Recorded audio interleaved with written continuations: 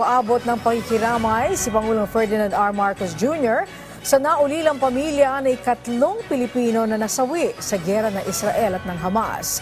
Sa inilabas na pahayag ng Presidential Communications Office, sinabi nito na nakausap ng Pangulo sa telepono ang kapatid ng ating nasawing kababayan na si Loretta Villarin Alacre para personal na magpaabot ng pakikiramay.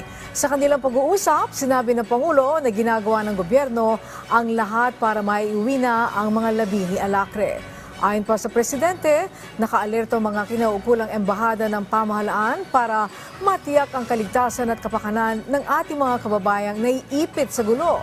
Sa ngayon, ayon sa punong ehekutibo ay hinihintay ng Pilipinas ang positibong tugon ng Egypt para buksan ito ang humanitarian corridor para sa repatriation efforts at nakikipag-ugnayan din ng ating gobyerno sa Israeli government para sa paglilikas ng ilan pa nating mga kababayan.